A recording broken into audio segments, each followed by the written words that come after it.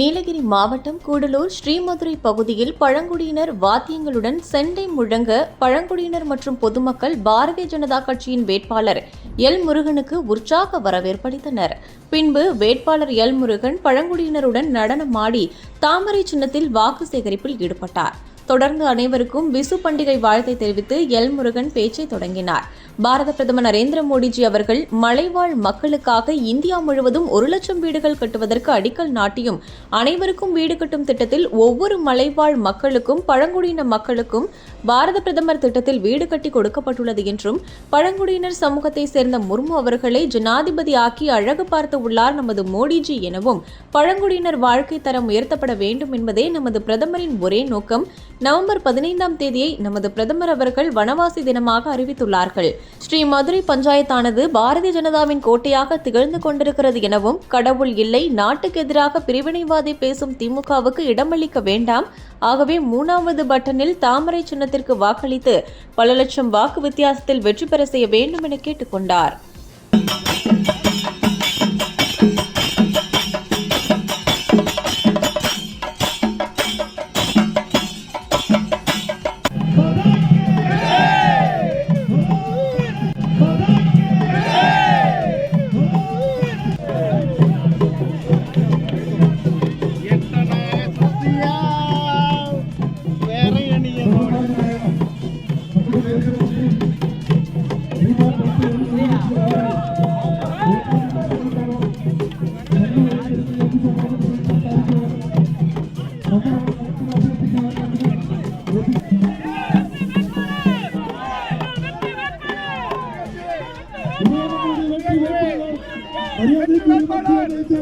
Doctor L Murugan அவர்கள் வந்துவிட்டார். ஜெய் பாலா.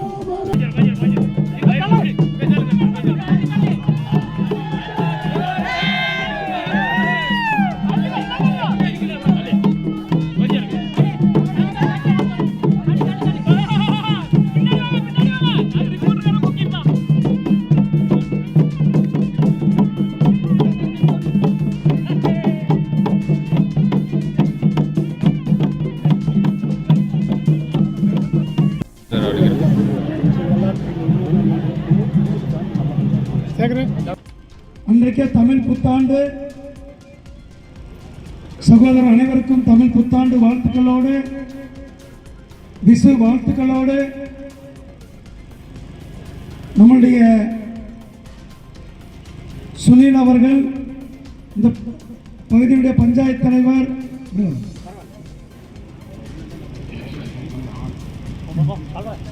சுனில் அவர்கள் இந்த பஞ்சாயத்தினுடைய தலைவராக தொடர்ந்து 4 முறை இருந்து கொண்டிருக்கிறார்கள். பஞ்சாயத்து 4 முறை பிஜேபி பஞ்சாயத்து தலைவராக இருந்து கொண்டிருக்கிறார்கள். அதில் சுனில் இப்பொழுது இருந்து கொண்டிருக்கிறார்கள்.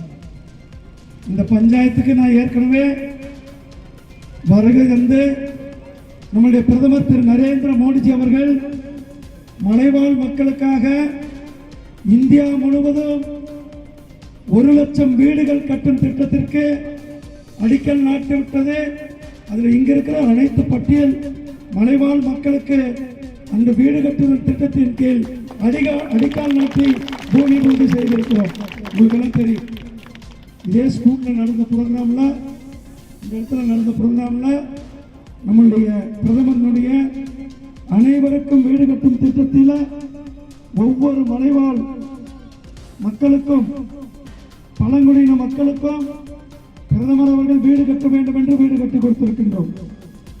முதல் முறையாக நம்முடைய பழங்குடியினத்தை சார்ந்த நம்முடைய அம்மா அவர்களை நம்முடைய பிரதமர் திரு நரேந்திர மோடிஜி அவர்கள் திருமதி திரௌபதி முர்மு அம்மா அவர்களை ஜனாதிபதி ஆக்கி அழகு பார்த்திருப்பது நம்முடைய பிரதமர் அவர்கள். ஒரு பழங்குடியினத்தை சார்ந்த நம்முடைய தாய் இந்த நாட்டினுடைய முதல் குடிமகனாக, முதல் குடிமகளாக நமக்கு இருந்து கொண்டிருக்கிறார்கள். நம்மளையெல்லாம் வழிநடத்தி கொண்டிருக்கிறார்கள். இங்க இருக்கிற அனைத்து பழங்குடியின மக்களுக்கும் என்னுடைய அன்பார்ந்த வாழ்த்துக்களையும் பாராட்டுகளையும் நன்றிகளையும் சொல்ல கடமைப்பட்டிருக்கின்றேன். பழங்குடியினர் வாழ்வு மேம்பட வேண்டும், பழங்குடியினர் வாழ்க்கை தரம் உயர்த்த வேண்டும் என்பதுதான் நம்முடைய பிரதமருடைய ஒரே எண்ணமாக இருந்தது. அதனால தான் நவம்பர் 15ஆம் தேதியை நம்முடைய பிரதமர் அவர்கள் வனவாசி தினமாக, வனவாசிகளுக்கு கௌரவம் கொடுக்கின்ற தினமாக அறிவித்து, பிர்சா முண்டா ஐயா அவர்கள் ஜார்க்கண்டில் ஒரு பெரிய தலைவர், அவர் பிறந்த தினத்தை பழங்குடியின மக்களுடைய கௌரவ தினமாக கொண்டாடுவதோடு மட்டுமில்லாமல் பழங்குடிய மக்களுக்கு வீடு கட்டி கொடுக்க வேண்டும், அந்த வீட்டில் இலவசமாக குடிநீர் கனெக்ஷன் கொடுக்க வேண்டும், அந்த வீட்டுக்கு இலவசமாக டாய்லெட் திட்டம் கொடுக்க வேண்டும், அதே போல அந்த வீட்டுக்கு கேஸ் கனெக்ஷன் கொடுக்க வேண்டும். எல்லா வீட்டுக்குமே கேஸ் கனெக்ஷன் இருக்கா?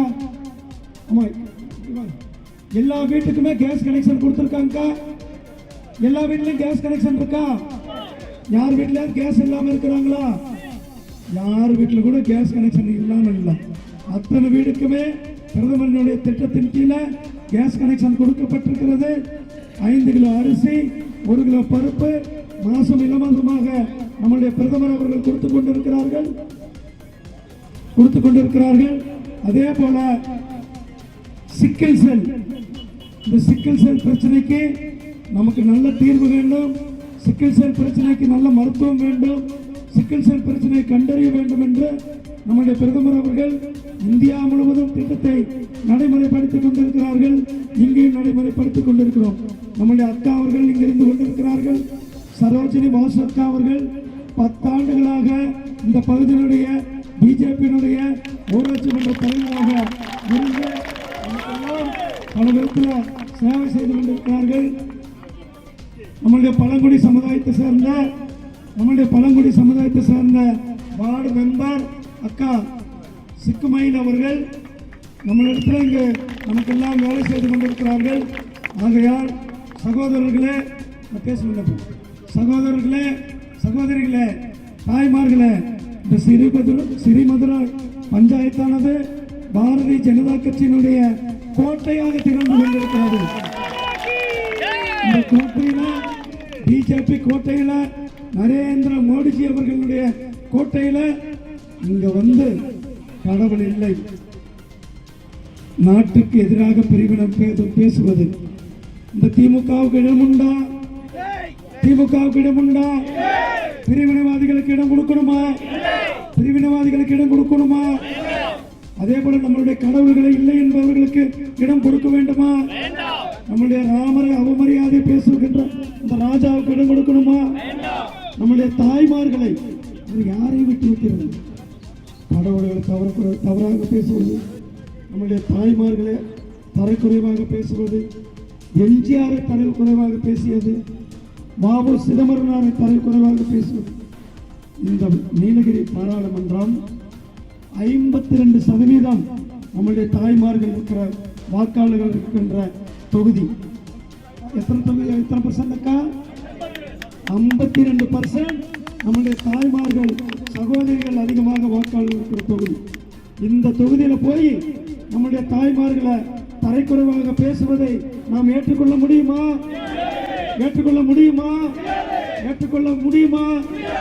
சரியான பாடத்தை புகட்டணுமா? அதை நாள் குறிக்கப்பட்டு விட்டது. ஏப்ரல் 19ஆம் தேதி அன்றைக்கு நீங்கள் தாமரை பட்டனை தட்ட வேண்டும். 3வது பட்டன். எத்தனாவது பட்டனக்கா? எத்தனாவது பட்டனு? எத்தனாவது பட்டனு? மூணாவது பட்டன். மூணாவது பட்டன்ல என்ன இருக்கும்? மூணாவது பட்டன்ல என்ன இருக்கும்? மூணாவது பட்டன்ல என்ன இருக்கும்? மூணாவது பட்டன்ல என்ன இருக்கும்? மூணாவது பட்டன்ல தாமரை எத்தனாவது இடத்துல இருக்கும்? மூணாவது இடத்துல நம்முடைய தாமரை சின்னம் இருக்கும். மூணாவது பட்டன்ல தாமரை இருக்கும். நாம் அனைவரும் வாக்களிக்க வேண்டிய சின்னம் 19ஆம் தேதி 7 மணிக்கெல்லாம் போயிருங்க. குடும்பத்தோட போயிருங்க. போய் நம்மளுடைய குடும்பத்தோட தாமரைக்கு ஓட்டு போடணும். இல்லைன்னா என்ன பண்ணுவோம் திமுக காரங்க? கள்ள ஓட்டு நம்ம கூட ஸ்ரீமதுரத்தில் நடக்காது. ஸ்ரீமதுரத்தில் விட மாட்டோம். நாம் எல்லாரும் காலையில் 7 மணிக்கு போய் முதல் வேலையா பல்லு தேய்ச்சிட்டு எந்திரிச்சோன்னே குளிச்சுட்டு போய் நம்மளுடைய தாமரை சின்னம். நீங்க சொன்னது நான் வெயிட். நம்முடைய சின்னம் தாமரை சின்னத்திற்கு நாம் எல்லாரும் போய் வாக்களிக்க வேண்டும்.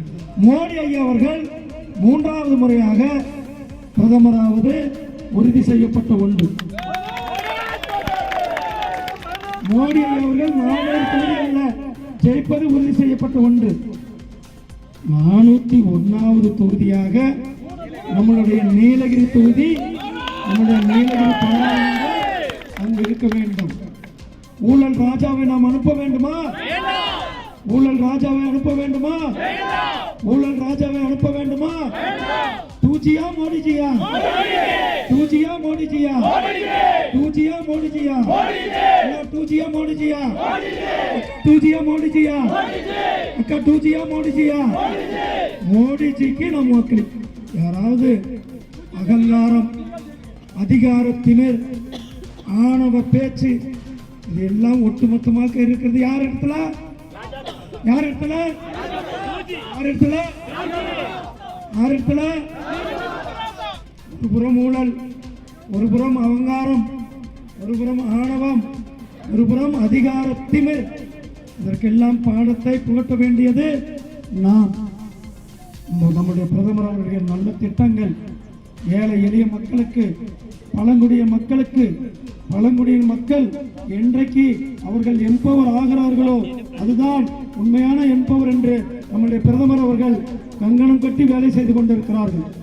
75 ஆண்டுகளாக இந்த திமுகவும் அதிமுகவும் ஆண்டார்கள். ஆனால் பழங்குடியின் மக்களுடைய வாழ்வில் இன்னும் முன்னேற்றம் இல்லை. அவர்களுடைய வாழ்வை முன்னேற்றுவது நம்முடைய பாரதிய ஜனதா கட்சி, பிஜேபி தான் அவர்களுடைய வாழ்வை முன்னேற்றம். நம்முடைய அக்கா இங்க இருக்கிறார்கள். அக்கா ஊராட்சி மன்ற உறுப்பினராக இருந்து கொண்டிருக்கிறார்கள்.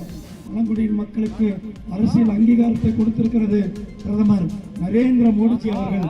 ஆகையால் சகோதரர்களே, சகோதரிகளே, இந்த நாட்டினுடைய வளர்ச்சி, இந்த தேசத்தினுடைய வளர்ச்சி, இந்த நாட்டினுடைய வளர்ச்சி, இந்த தேசத்தினுடைய வளர்ச்சி, இந்த பகுதியினுடைய வளர்ச்சிக்கு நாம் எல்லாம் ஆதரவளிக்க வேண்டிய சின்னம் நமது சின்னம், நமது சின்னம். இந்த பகுதியில் இருக்கிற செக்ஷன் 17 பிரச்சனை நிரந்தரமாக தீர்வு காண்டு இங்கே யாருக்கு கரண்ட் இல்லையோ அவர்களுக்கெல்லாம் கரண்ட் கொடுப்பதுதான் நம்முடைய முதன்மையான வேலை. நம்முடைய பிரதமர் அவர்கள் ஒவ்வொரு பகுதிக்குமே கரண்ட் கொண்டு போய் கொடுத்துட்டாரு. இன்னைக்கு அடர்ந்த காடுகள், இமயமலை, வடகிழக்கு மாநிலங்கள், மக்களே போகாத ஊருக்கு கூட கரண்ட் போயாச்சு. ஆனா இந்த திமுக ஆட்சியினுடைய அவல நிலை, நம்மளுடைய கூடலூர் பகுதியில் 20,000 குடும்பங்களுக்கு கரண்ட் இல்லாம இன்னும் பின்னாடி தள்ளப்பட்டது. இந்த அவல நிலைக்கு முற்றுப்புள்ளி வைக்கணுமா வேண்டாமா? முற்றுப்புள்ளி வைக்கணுமா வேண்டாமா? அவர்களுக்கு நல்ல வாழ்வை ஒளிவேற்ற வேண்டும். நாம் ஒளிவேற்றி கொடுப்போம். பிரதமர் அவர்கள் மேட்டுப்பாளையத்தில் அவர் முன்னாலேயே நம்ம சொன்னோம், உங்களுக்கு நாம் கரண்டை கொடுப்போம் என்று. நிச்சயமாக சட்டப்படியான நடவடிக்கை எடுத்து நமக்கு கரண்ட் கொடுப்போம் என்று சொல்லிக்கொண்டு இந்த பகுதியில் அதிகமாக முதுமலையிலிருந்து மாற்றுக்குடியினருக்கு இங்கு வந்திருக்கிறோம். அவர்களுக்கு அடிப்படை வசதிகள் ஏற்கனவே குடியமைத்திருக்கிறோம். அவர்களுக்கு அடிப்படை வசதி, வீடு, விவசாயம், பிரதமருடைய சன்மான நிதி அனைத்தையும், சாலை வசதி, கரண்ட் வசதி, அனைத்து வசதிகளும் பெற்றுத் தருவோம். நான் முன்னிருந்து உங்களுடைய சகோதரனாக அனைத்து வேலையும் செய்து கொடுப்பேன். என்னுடைய முதல் எம்பி ஃபண்ட்ல நம்முடைய குடியமர்த்தினவர்களுக்கு சாலை வசதி, கரண்ட் வசதி, வீட்டு வசதி செய்து கொடுப்பவர்கள். நமது சின்னம், நமது சின்னம், நமது சின்னம், நமது சின்னம், மோடிஜி சின்னம், சிறுமதுரம் சின்னம்.